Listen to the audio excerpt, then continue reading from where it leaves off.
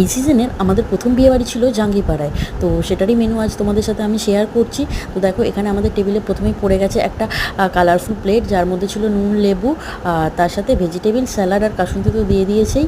মামামি এখানে খাওয়া দাওয়া করছে না, ও শুধু ফোন দেখছে আর আমরা খাওয়া দাওয়াটা করে নিই। চলো, তো প্রথমে কাসুন্দি দিয়ে একটু ভেজিটেবিলটা খেয়ে দেখলাম, আর তারপরে দিয়েছে কিন্তু আমাদের প্লেটে একদম অফ সিজনের কড়াইশুঁটির কচুরি, আর তার সাথে চানা মশলা। তো চানা মশলাটাও একটু কচুরি দিয়ে খেলাম। তারপরে তো দিল কচুরির সাথে খাওয়ার জন্য একদম ফুলকপি আলুর কষা।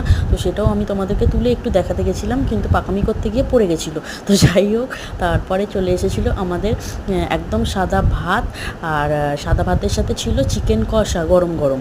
তো সাদা ভাত দিয়ে চিকেন কষাটা সবথেকেই বেশি ভালো লেগেছিলো। তো সেটা খাওয়ার পর আবারও চলে এসেছিলো চাটনি, পাঁপড়, মিষ্টি, আইসক্রিম। তো চাটনি পাঁপড়টাই শুধু নিয়েছিলাম, মিষ্টি আর আইসক্রিমটা স্কিপ করে গেছি। তো ভিডিওটা ভালো লাগলে লাইক আর চ্যানেলটা সাবস্ক্রাইব করে দিও।